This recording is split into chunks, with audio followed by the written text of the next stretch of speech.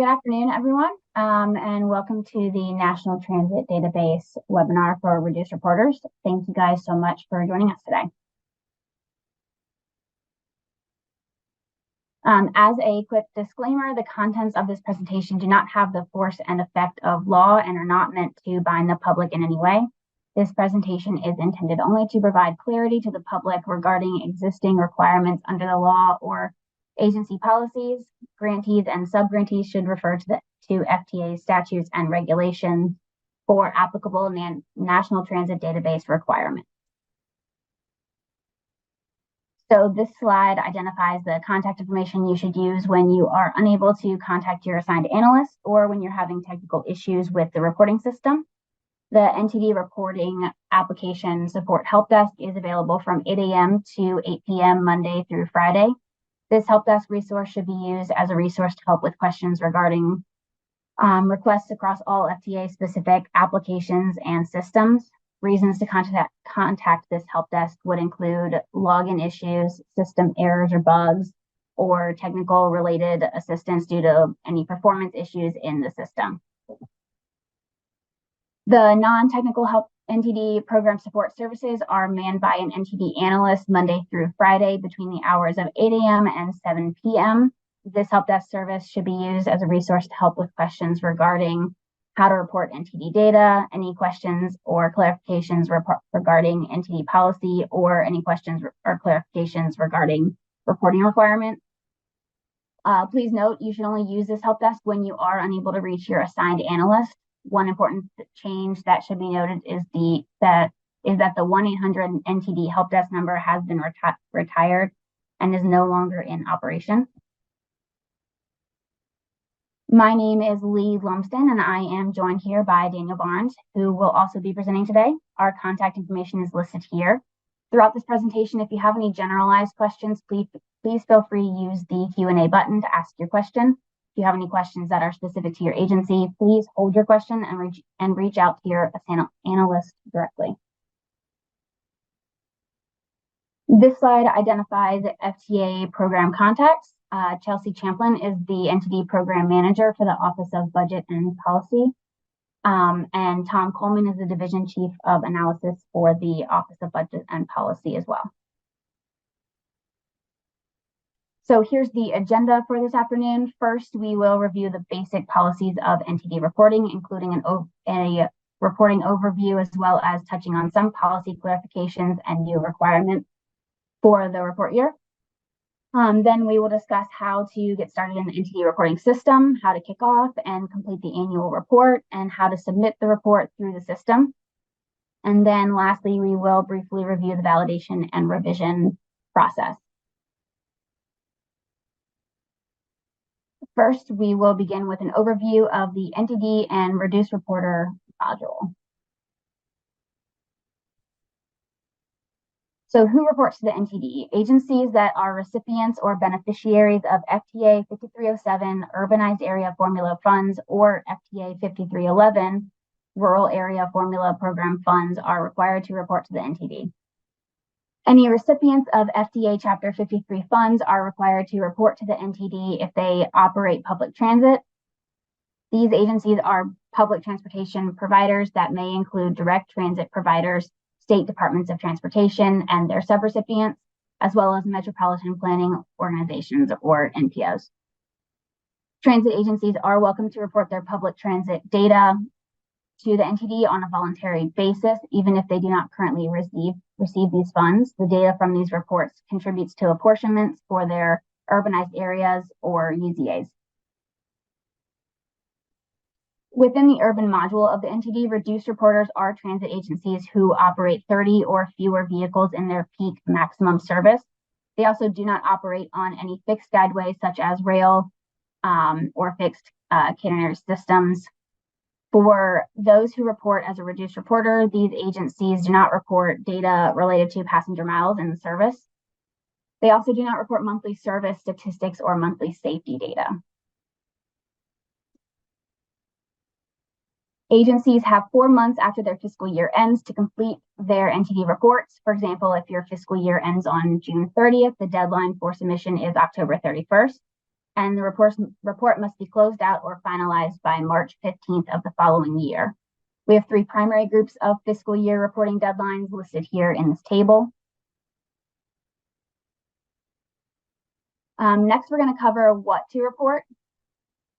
Agencies must report all public transportation services, whether they are operated by your agency directly or contracted out as purchased transportation.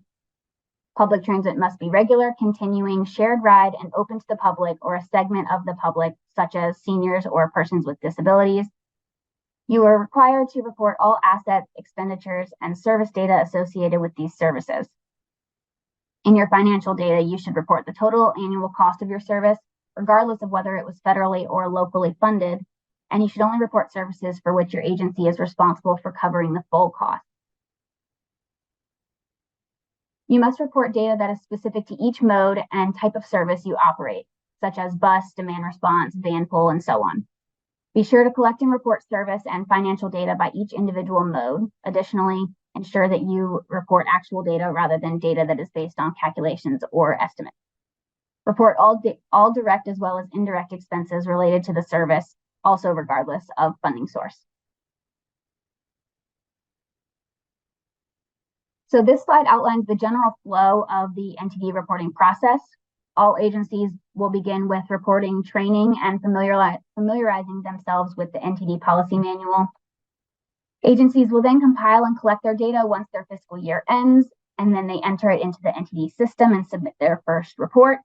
Your agency's assigned analysts will then review the data and send it back with revisions or requested clarifications. Once the report is finalized, it is sent to FTA for approval. The data will then be used in the apportionment formula funding in the next cycle associated with this report year. Data is eventually published on the NTD website for the general public to use. There are some key reference documents available online. These include the Reduced Reporting Policy Manual. This document explains the reporting requirements and what should be reported. The USOA, the Uniform System of Accounts. This document is going to contain the accounting structure required by the federal transit laws. The NTD glossary provides definitions of terminology used within NTD. And the Transit Asset Management Guidebook is going to provide details for transit agencies in measuring and reporting TAM-related condition assessments. All of these can be found on the link provided in the slide. Next, we will discuss the changes and clarifications for the 2023 report year. We will start with the General Transit Feed Specification, or GTFS form. Agencies with fixed route modes will be required to submit GTFS links with their original submission to the NTD beginning in report year 2023. Agencies will submit a link for each fixed route mode or type of service. Agency GTF links must be static and cannot include any password protections. In other words, the link should be publicly accessible. After the initial submission of the GTFS links in report year 2023, agencies will be asked to certify their links are up to date year to year. If there are any changes to the fixed route service, the GTFS links should be updated accordingly.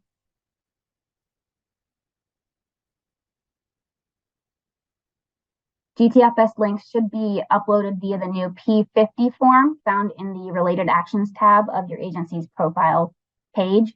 Agencies must submit at least one unique link or compressed file per NTD ID or submit multiple links. All GTFS links submitted to the NTD must contain agency, stops, routes, trips, stop times, and calendar or calendar date text files. Feed info and shape files are optional but are recommended, and please ensure that all links are public and accessible. Rural Transit Assistance Program, or RTAP for short, is a great resource for assistance with creating a GTFS feed. We have included a link to their GTFS builder on this slide. RTAP also offers live support for GTFS on Thursdays between 1 and 1:30 p.m. Eastern Time.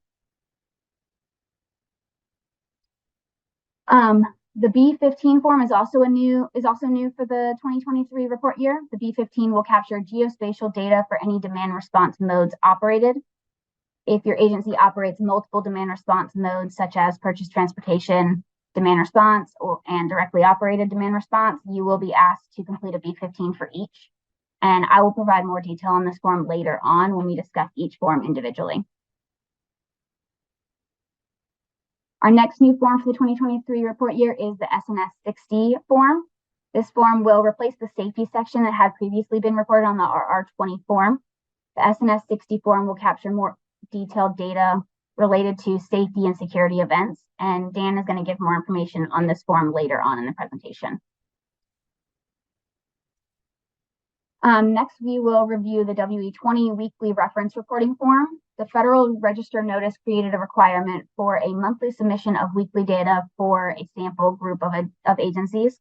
The weekly data is intended to provide a timely snapshot of service and ridership at the national level. FTA selected a group of about 400 reporters to complete WE20 reporting, and the agencies selected as the first WE20 sample group have already been notified. If you haven't been contacted or you don't have any WE20 forms in the reporting system, that means that you were not selected. Feel free to contact your analyst if you have any questions. This sample group will submit weekly data on a monthly basis for a 3-year period.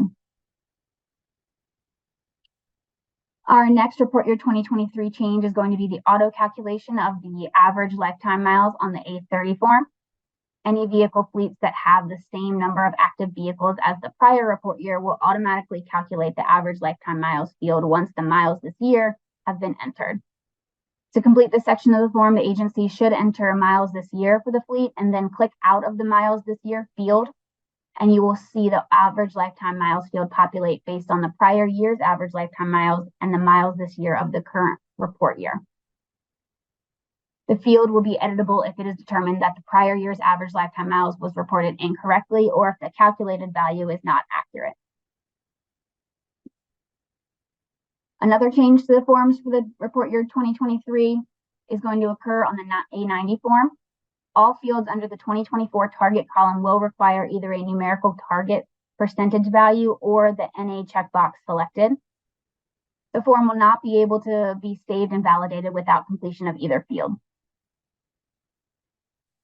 Next, on the A15 form, under the address section, users can now search for latitude and longitude and address for a facility.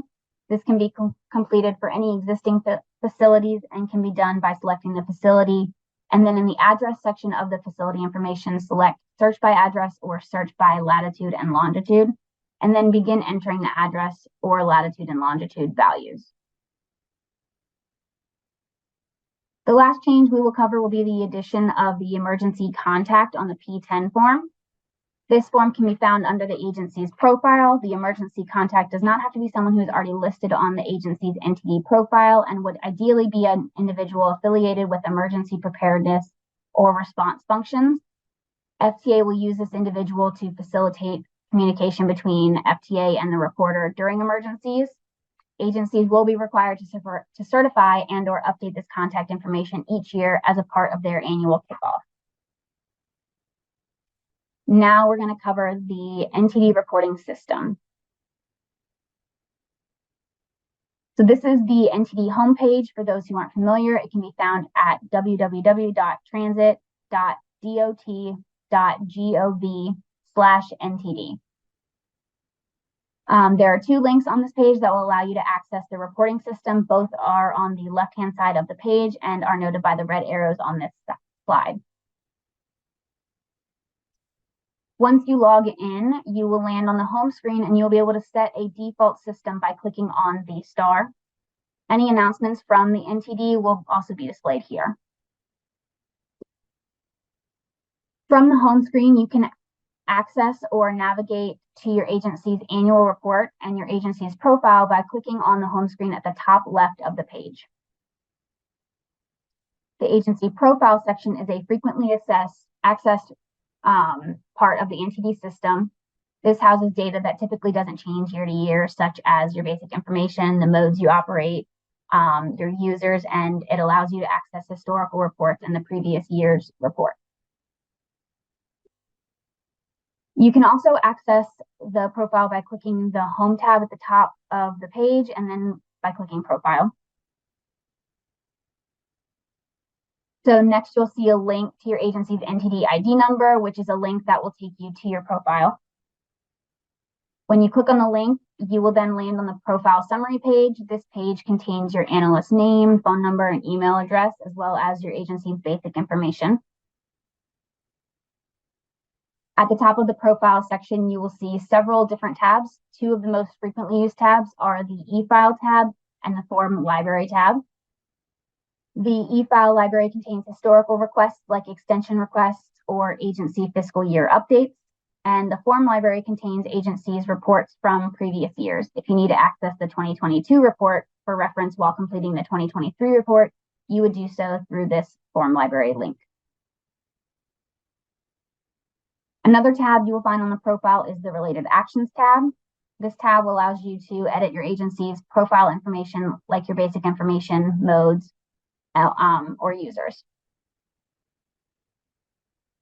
There may be times during one report year or another that you need to edit your modes. To do this, you will select the Related Actions tab from the profile and then select the View and Manage Reporter Modes link for the P20 form. If you'd like to add a new mode to your agency profile, select Add Mode at the bottom of the screen. Please note, once you add, please note you will not need to add the same mode year over year, as this data will be retained in the system. When adding a new mode, you will be required to enter the following information.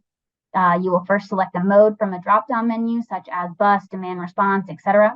Next, you will select whether the service is directly operated by your agency or contracted out as purchased transportation. Next, you will enter the commitment date, which is when your agency first committed capital funds towards the mode.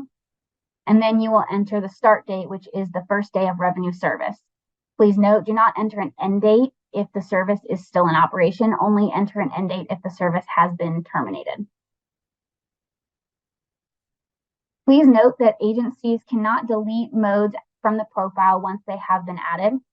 You may edit modes directly in this form by selecting the field you wish to update, and you can add an end date if the service has ceased operations or update the commitment or start dates if needed.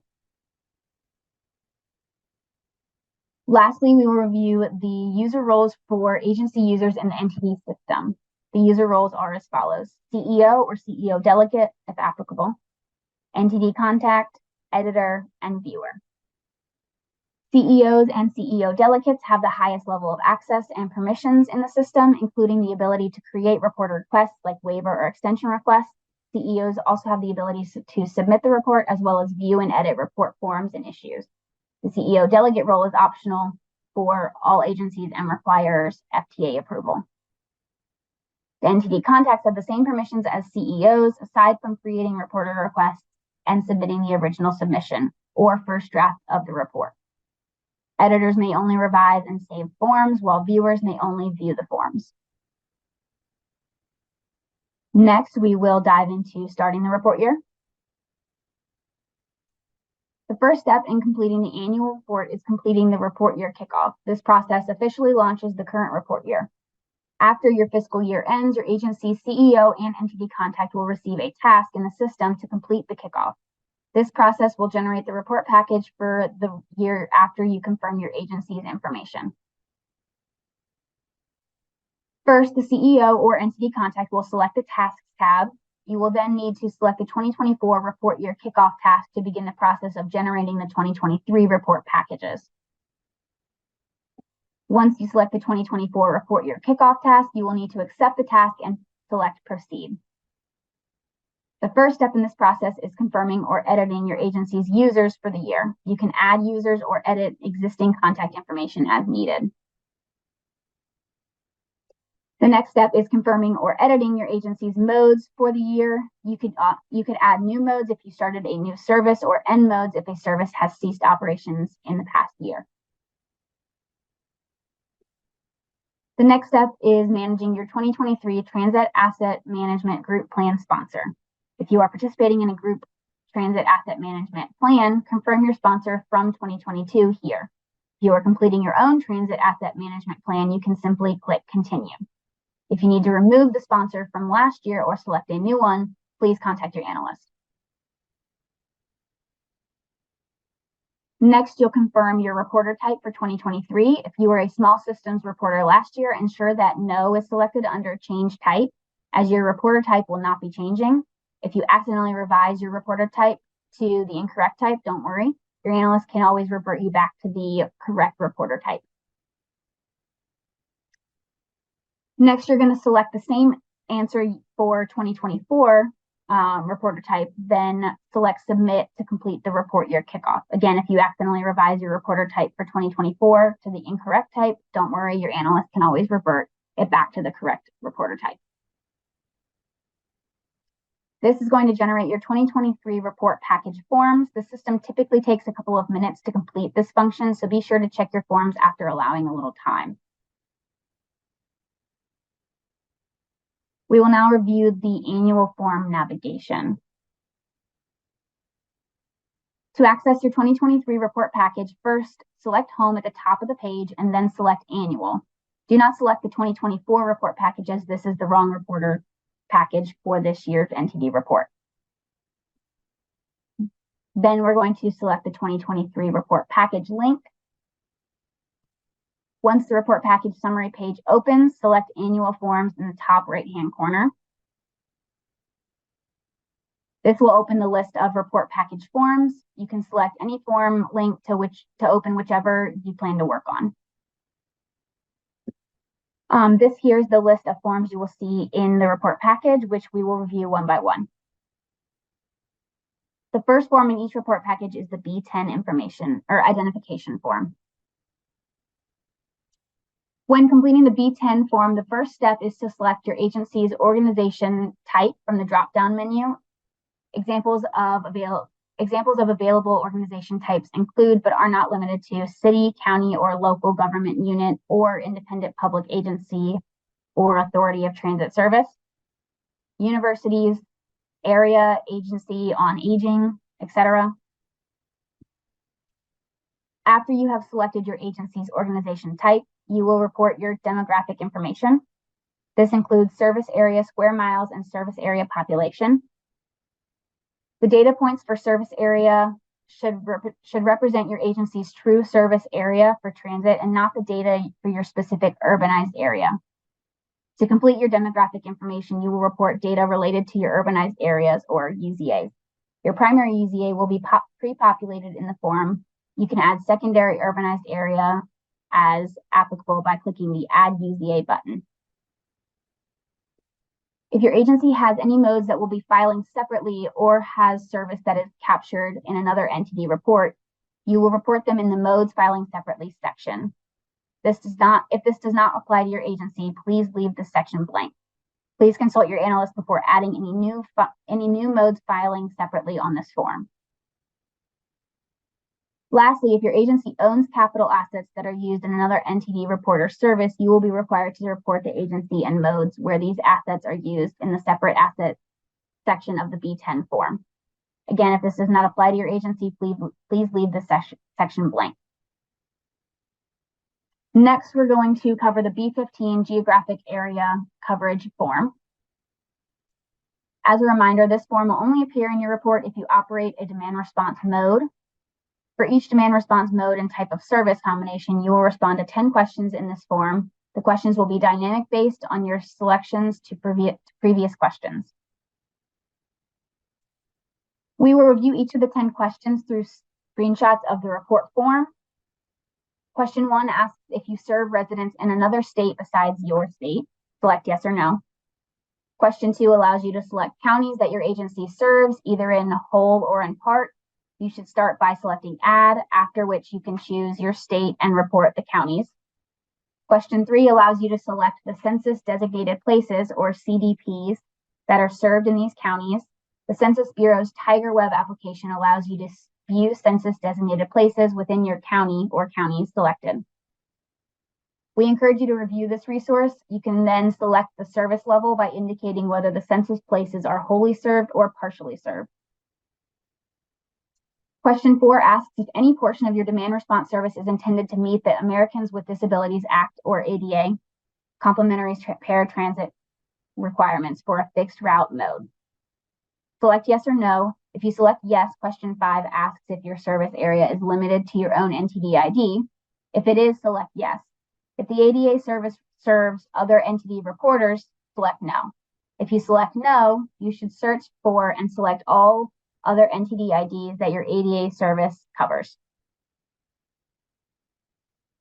Question 6 asks if you have different passenger eligibility requirements or different terms and conditions of service. Select yes or no. Question 7 asks which days per week you operate, for which you should select the applicable checkboxes. When you are done, select Create Days of the Week on the right-hand side of this page, which will populate question 8. For question 8, you will report the service begin and end time for each day. You will also answer basic questions about these services as seen in the column headers under question 8 shown in the screenshot. Question 9 asks for the minimum advance reservation time for your service. Enter the numeric minimum, then indicate whether the number corresponds to days or hours. And finally, question 10 asks for the fare charged for the service. You should not include donations in this field. We do understand that this is a new form, so we encourage you to contact your analyst if you have any questions about the reporting requirements. Next, we're going to cover the B30 contractual relationship form. The B30 form captures information about contractual relationships. These are relationships where transit service is provided to an agency or government unit from a public or private transportation provider based on a written contract. There are 2 types of contractual positions, the buyer and the seller. The buyer of the service will be the transit agency that pays another entity to perform service. Please note, if the buyer of service only pays a portion of the cost to operate service, it should not be reported as a contract. The seller of the service will be the entity that provides service on behalf of another agency. The seller may be a public or private entity. The entity has specific criteria for service that may be reported as a contract. The criteria are as follows. There should be an existing written agreement that outlines the following. Number 1, obligates the seller to provide operations for a specific monetary consideration. Number 2, specifies a contractual relationship for a certain time period and service. Number 3, obligates the seller to provide to the buyer the operating statistics required by the NTD annual report. And number 4, the authorized representatives of both the buyer and the seller sign the written agreement. Please note, buyers must pay the full cost of service in order to report the service as a contract to the NTD. Also, the service must be branded under the transit agency buying the service. To add a B30 form to your report package, you will click on the Add Contractual Relationship button at the top of your report package summary dashboard. All B30s from previous report years will generate during the report year kickoff as part of your report package. Once you have selected Add Contractual Relationship, the first step is to select whether the contractual relationship is with another agency who reports to the NTD or is a private company. Then you'll click Continue. If your B30 is with another NTD reporter, you must select the contracted agency from a list generated by the NTD database. You can also search for the provider in the search bar. At the top of the B30 form is the contract summary. The first selection you must make is your contractual position. This indicates whether your agency is the buyer of service or the seller of service. Once you have selected your position, you will report whether the contract was negotiated or competitively bid. This should refer to when the contract was awarded, even if the option years have been exercised. Then you will select the primary feature of the contract, or how does the buyer compensate the seller.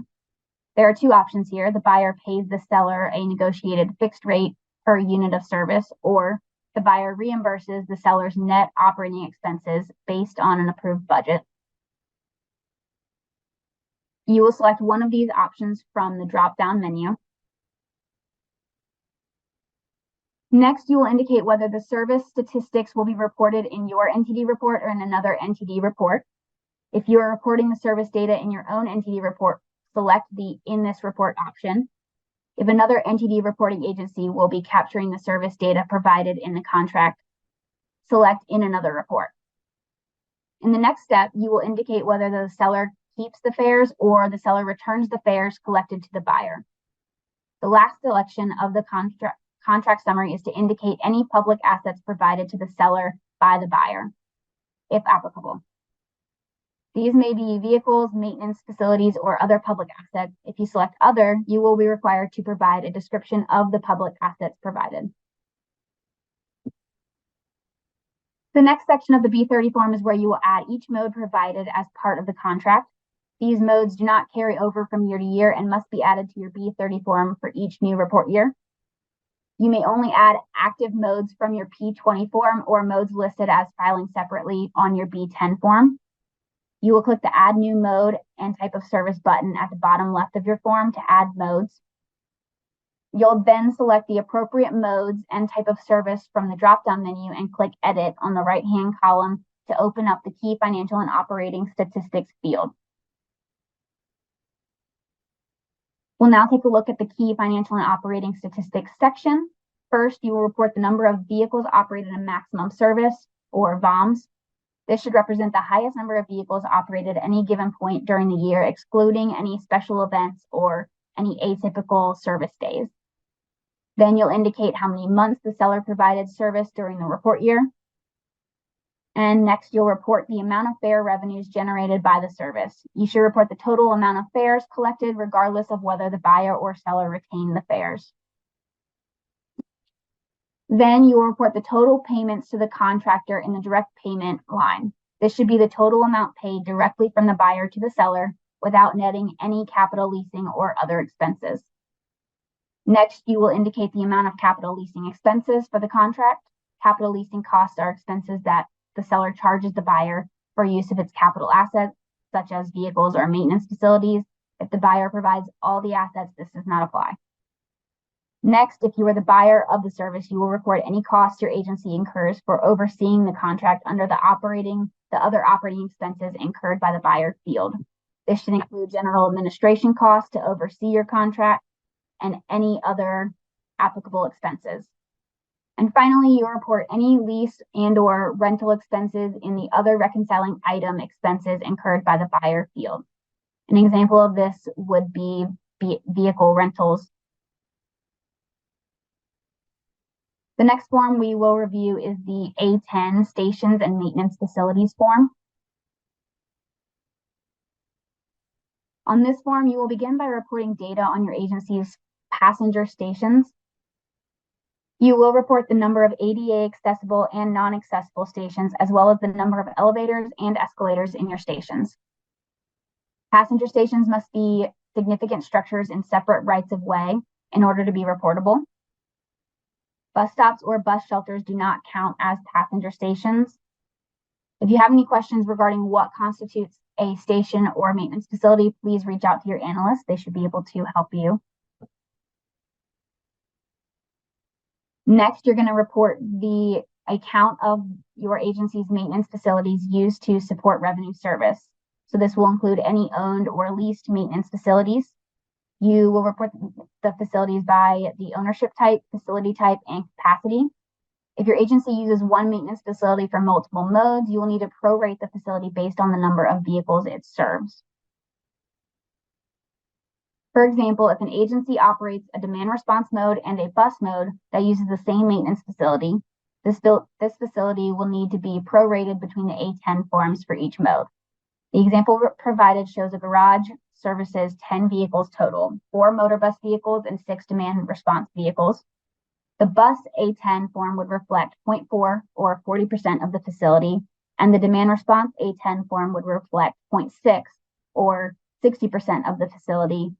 And this is determined by taking the number of vehicles for each mode and dividing by the number of total vehicles for all modes. Now I will turn it over to Daniel Barnes, who will take us to the end of the presentation. Thank you, Lee. Now we will talk about the A15 Facilities Inventory form. In the Transit Asset Management Facilities Inventory, or A15 form, you will report all administrative and maintenance facilities for which you have capital capital replacement responsibility, and greater than incidental use, as well as all passenger facilities that your agency uses in revenue service, regardless of capital replacement responsibility. A few common examples of facility types are administrative buildings, which are the offices that house executive management and supporting activities for transit operations, combined administrative and maintenance facilities, which are facilities that combine the functions of both an administrative and maintenance facility, and finally, maintenance facilities. These are facilities where routine and heavy maintenance on vehicles are performed. When adding a new facility to the A15 form, you will need to complete all required fields, which we will review. To get started, click Add New. Please note, existing facility information will pre-populate from the prior year, so you will only need to add new facilities as needed, or update the information for existing facilities as needed. There will be 3 sections to fill out for each facility: facility information, condition assessment, and address. To complete this form, select the Add New button, followed by Add Facility. This will allow you to begin entering data for that facility. You will complete these 3 sections per entry.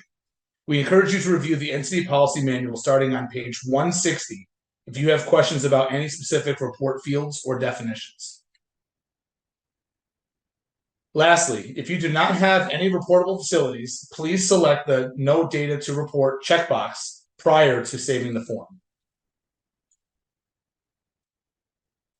Now, we will review the A30 Revenue Vehicle Inventory Form.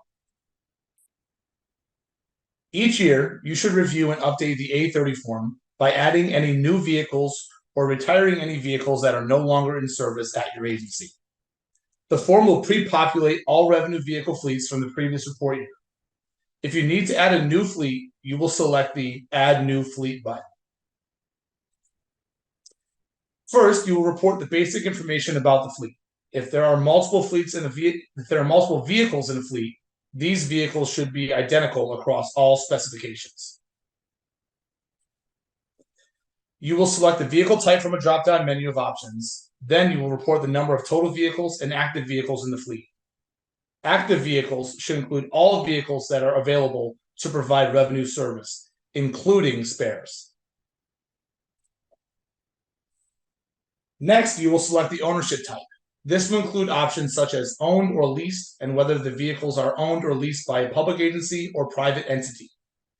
Then you will select the funding type. This should represent the largest funding source for the vehicle fleet. There are several options for funding type, including FTA grant programs, other federal funds, and non-federal funds. If you do not have capital responsibility for the fleet, you should check the No Capital Replacement Responsibility box. If vehicles in a fleet can operate without any human input, you should check the Automated or Autonomous Vehicles box. This selection will not apply to the majority of reporters. Once you have entered the basic information, you will report the vehicle information. This includes the fleet's model, length, seating and standing capacity, fuel type, manufacturer, and years manufactured. Some vehicles may have multiple manufacturers. Agencies must report the final manufacturer and model. For example, for a cutaway vehicle, if you report the cutaway body manufacturer and model, you should report the cutaway body manufacturer and model, since that is the final manufacturer of the vehicle. You should not report the manufacturer and model of the vehicle's chassis.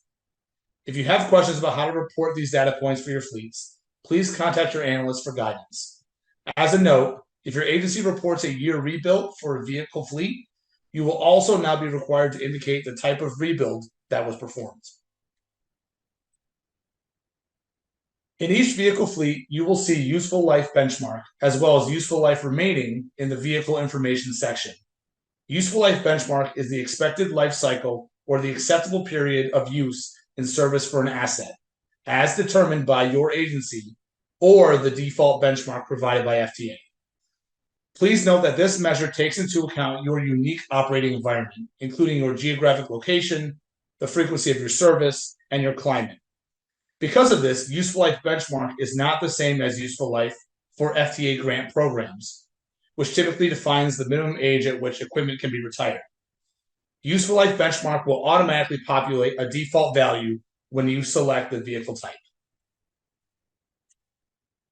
For example, the vehicle type for this fleet is selected as bus.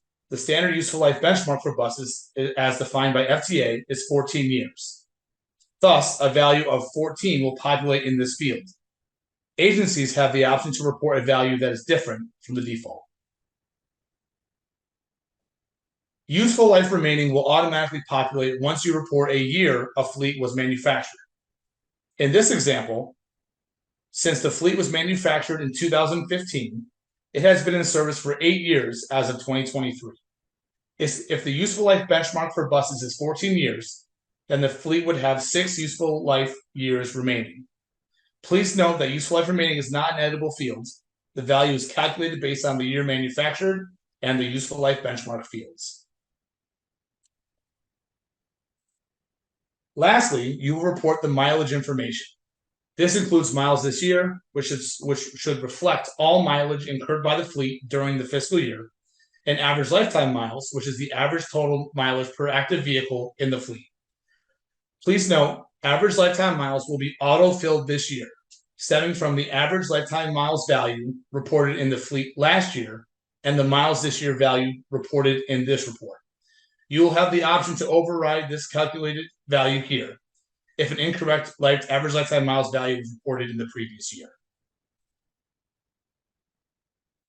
If you need to edit an existing fleet, you will first click on the link of the fleet's revenue vehicle inventory, or RVI ID.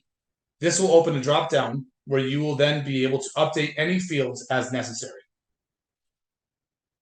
For agencies that share fleets between modes, you can copy fleets from one A30 to another by selecting the Add Existing Fleet option. The system will populate all fleets that may be shared between modes. If a fleet is no longer in service and needs to be retired, you should not delete the fleet from the A30 form.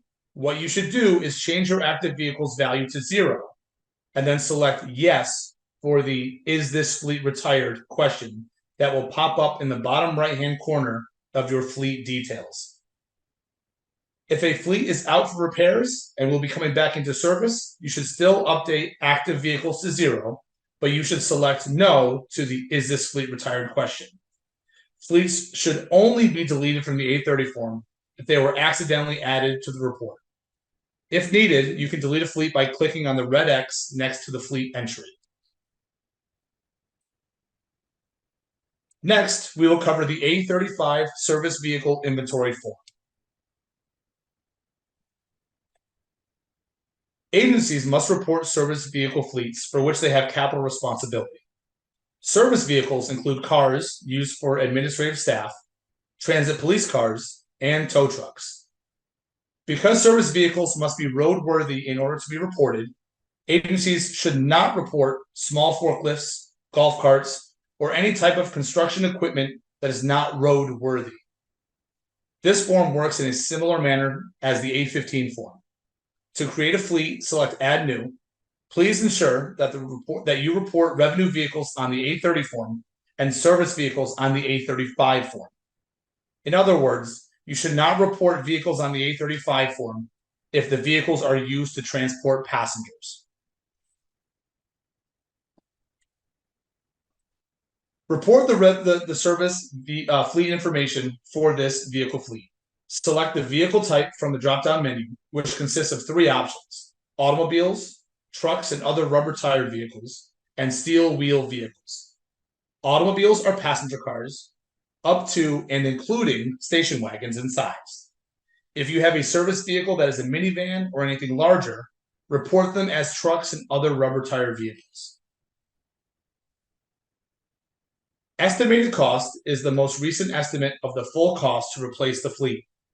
If you do not have a recent estimate, you may report the original cost of the fleet or its insured value. You must also report the year that corresponds to the dollar value you report. Save and validate the A35 form once you are finished. Again, if you do not have any reportable service vehicles, select the No Data to Report checkbox prior to saving the form. Next is the A90 Performance Measure Targets form. On the A90 form, you will report targets for your asset performance in the upcoming fiscal year. This form compares data from the current report year asset forms to the targets entered in the prior report year. You are also required to submit a narrative report that outlines your agency's progress towards your performance targets. These are the categories that you will see in the A90 form. The section is broken down into equipment, which represents service vehicles, rolling stock, which represents revenue vehicles, facilities, which represents your passenger stations and other administrative or maintenance facilities, and infrastructure, which doesn't apply to reduced reporters as it only pertains to rail. In the first section of the A90, you will report the target percentage of revenue vehicles that will have met or exceeded their useful life benchmark by 2024. The list of vehicle types will populate based on your active modes. If any vehicle type does not apply to your agency, you can check the NA checkbox in the right-hand column, and that row will become grayed out. In the equipment section, you will report the percentage of service vehicles that will have met or exceeded their useful life benchmark in 2024. Again, check NA for service vehicle types that your agency does not operate. In the facilities section, you'll report the target percentage of facilities that will rate below a 3 on the Transit Economics Requirements Model, or TERM scale, in 2024. Check the NA box if the facility type does not apply to your agency. At the bottom of the A90, you will upload your agency's narrative report. You can upload the narrative report in most file formats. The narrative report is required for all agencies with their own TAM plan and for group plan sponsors. This document will be attached at the bottom of the A90.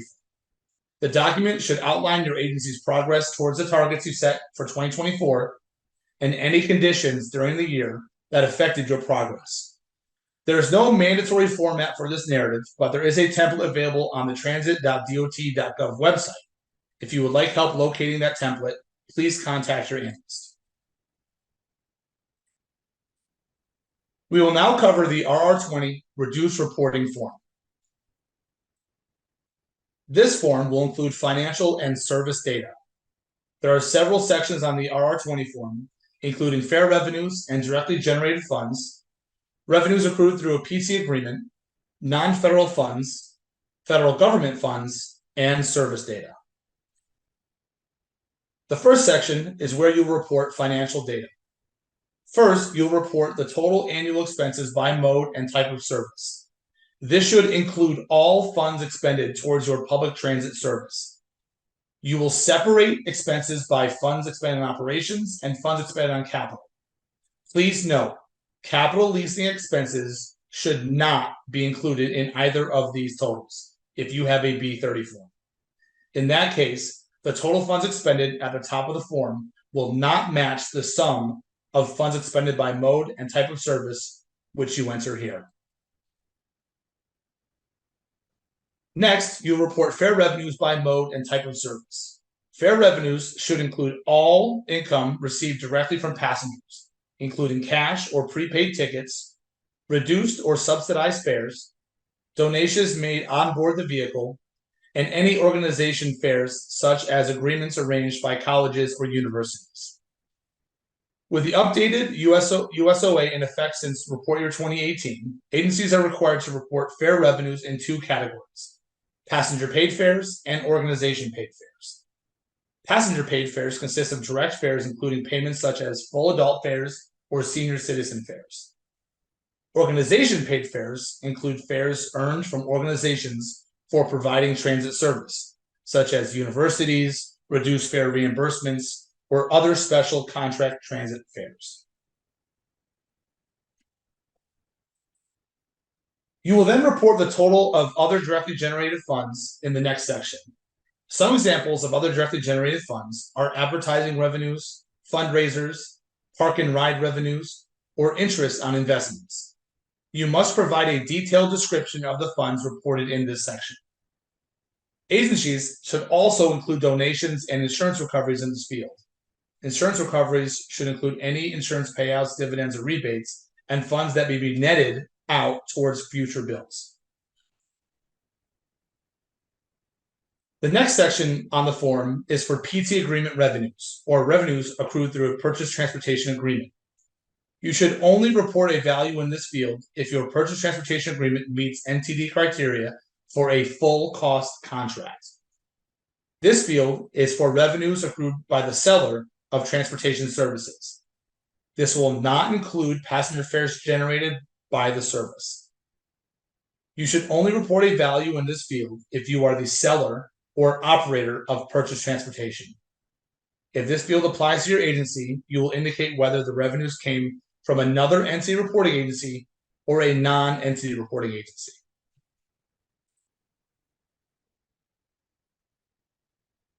Next, you will report your non-federal funds. This includes local funds, state funds, and other funds. If you report funds under other, you will be required to provide a detailed description of the source of funding.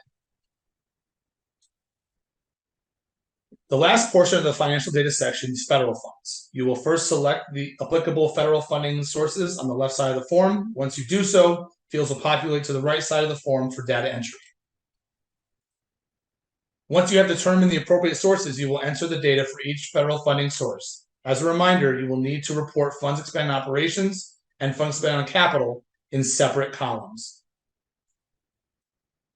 Please note, if you select an other option, such as other FTA funds, other US DOT funds, or other federal funds, you'll be required to provide a description of the original source program. Some examples of these other sources may be FHWA funds or Medicaid funds. Next, you will report service data.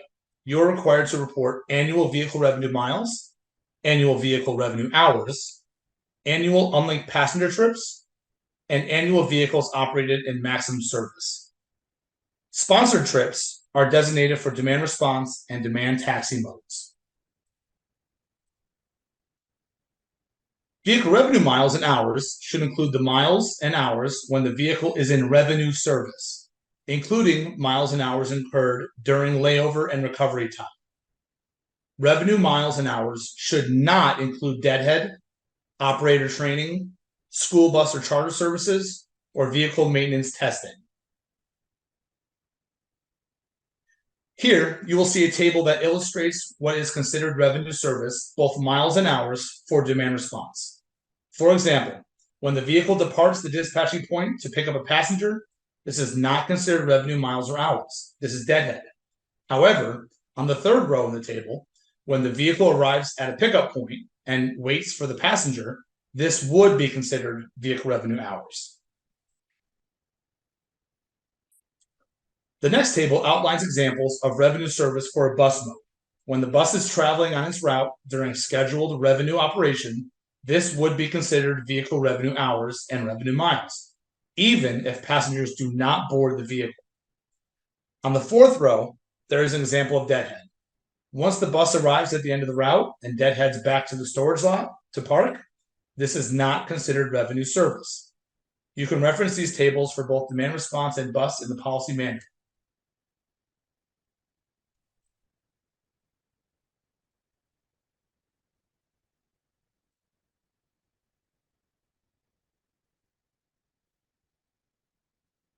Unlinked passenger trips should represent the total number of boardings on your agency's vehicles while providing public transit.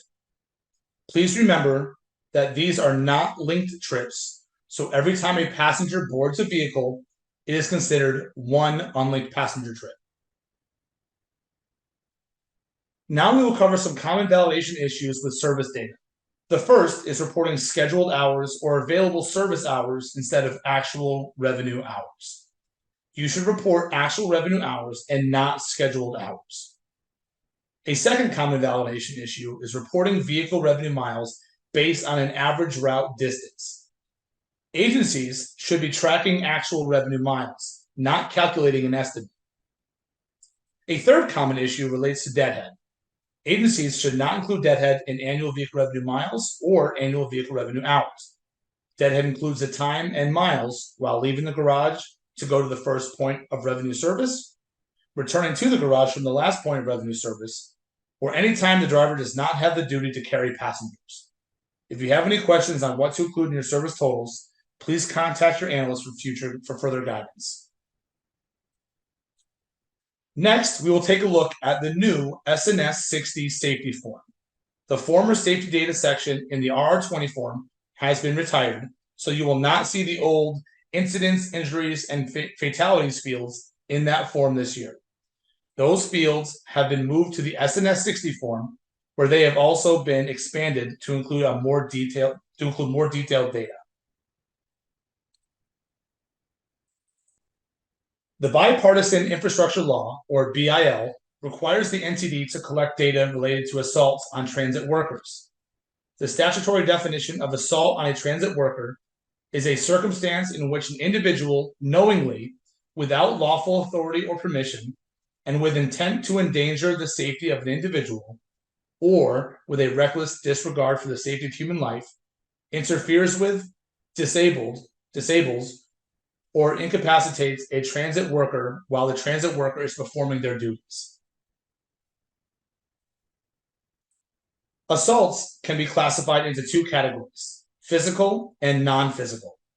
Physical assaults involve physical contact with a transit worker and can include any contact with the attacker's body, a weapon, a projectile, or another item. Physical assaults can include the assailant's saliva as well. Non-physical assaults do not involve any physical contact and can include threats, intimidation, or interfering with the worker's duties. Reportable events occur on transit right-of-way or infrastructure, at a transit revenue facility or maintenance facility, during a transit-related maintenance activity, or involving a transit revenue vehicle and meets a reporting threshold. For a safety event to be reportable, it must meet a reporting threshold, which include the following: a fatality confirmed within 30 days of the event, an injury requiring immediate medical attention away from the scene for one or more persons, property damage equal to or exceeding $25,000, collisions involving transit revenue vehicles that require towing away from the scene for a transit vehicle or other non-transit vehicle, or an evacuation of a transit facility or vehicle for life safety reasons. You should exclude events that occur at bus stops or bus shelters that are not on transit-owned property unless it involves boarding, alighting, or involving a transit vehicle. You should also exclude events that occur off transit property where the affected persons come to rest on transit property after the event. One key update to safety reporting is that agencies must report additional details regarding bus collision fatalities.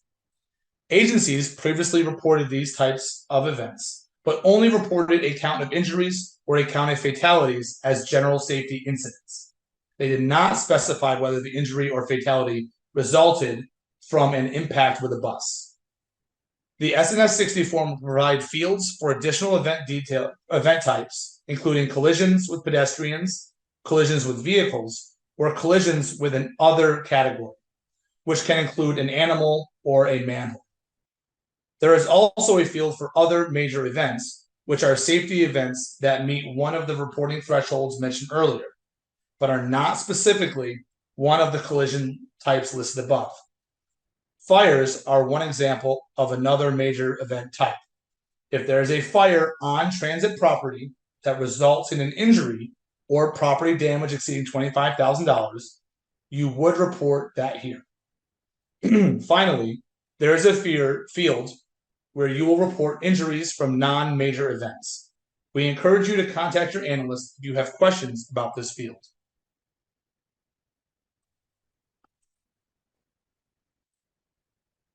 Here's a screenshot of the SNS 60 form that depicts the physical assaults and non-physical assault sections.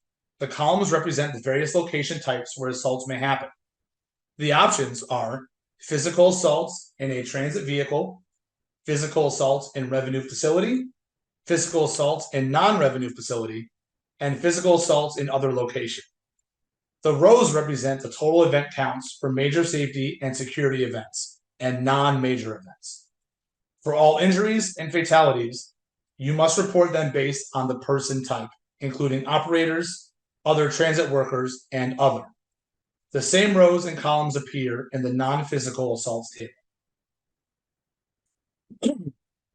Here's a screenshot of the bottom portion of the SNS 60 form, which includes all other reportable safety and security data.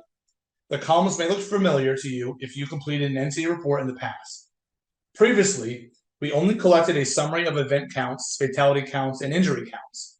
But now you can include collisions with pedestrians, collisions with vehicles, collisions with other, and other major events, which again are non-collision events that meet a reporting threshold. The last row represents total reportable injuries, which stem from non-major events.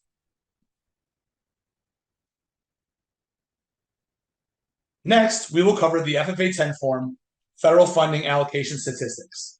This form has returned to its normal place in the annual report package. On this form, you will report the vehicle revenue miles, hours, ridership, and operating expenses broken down by each UZA you serve. You will complete one FFA 10 form for each mode. The UZAs will populate on your agency's B10 form. If you provide service within one UZA or one non-UZA, you will report all of your service to that area. If you operate in more than one area, you will report all the data statistics for that route to the UZA or non-UZA that is primarily served. Or you can allocate the data statistics proportionally to the UZAs and non-UZAs served. For further information on serve rules and allocating to different UZAs, please refer to the NTD serve rules in our policy manual. Here you will see an example of an FFA 10 form with one UZA. There is one column to enter all of the data.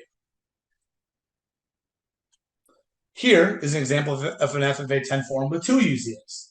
There will be two columns for you to allocate your data between the UZAs. You will see on the left side of the form each data point that you will report: vehicle revenue hours, or VRH, unlink passenger trips, or UPT, vehicle revenue miles, or VRM, and operating expenses, or OE. You will first select your UZA reporting method. There are three options: actual data, actual vehicle revenue miles, or other. For actual data, this means that your agency tracks 100% of VRH, VRM, UPT, and OE between all the UZAs that you serve. Actual vehicle revenue miles means that your agency only tracks VRM operated in each UZA. The system will then automatically allocate the remaining data points, such as VRH, UPT, and OE, based on the VRM data that you report. The last option, other, means your agency used another methodology to track data between UZAs, and that you must provide a description of this method. If you select actual data, you will need to manually enter the values for VRH, UPT, VRM, and OE into both UZA columns. If you select actual vehicle revenue miles, you may only report VRM to each UZA. The other data points will automatically allocate. You will report the amount of VRM in each UZA column. If you select other, allocate your data accordingly and then provide a description of your methodology. The last form in the report package is the D10 CEO certification form. This form should be completed by your agency's CEO. First, you will need to confirm the accuracy of your NTD report. Here, you will confirm that you reported data in accordance with NTD policy and the Uniform System of Accounts. Now, you will review the criteria listed in options A through G and ensure that the data meets these requirements. You will select yes or no for each mode operated. Next is a section of the D10 that pertains to the IAS-FD, or Independent Auditor Statement for Financial Data. You will first indicate whether or not you have an existing ISFD within the last 10 years. If you completed one last year or have one from the last 10 years, you will select yes to the first question and then proceed to the next section. Please note that this every 10 years rule became a requirement in the 2018 report year. If you do not have an existing ISFD, you will indicate whether or not your agency has a waiver for this audit for the current year. If you did not receive a waiver, the last question will appear and you can upload your newly completed ISFD document directly into the system. You will need to complete the date it was completed and who it was completed by. If you have not completed your audit, please select no to the first 3 questions on the screen and then enter the anticipated completion date in the explanation box. This allows you to explain why the audit has not been completed yet and when your agency expects to have it completed.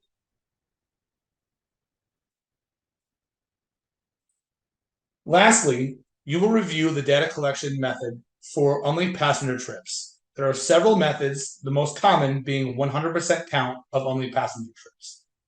The other options are an alternative sampling method, the NTD sampling method, APC data, or none of the listed options, which you would provide a description for. Please note, most reduced reporters do not sample for UPT.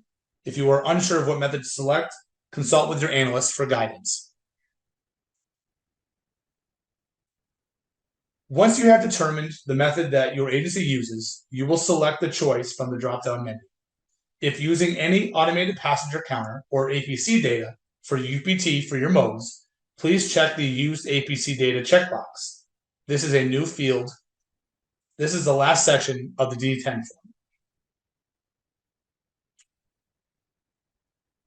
Now we will cover how to submit your agency's NTD report once the forms are completed.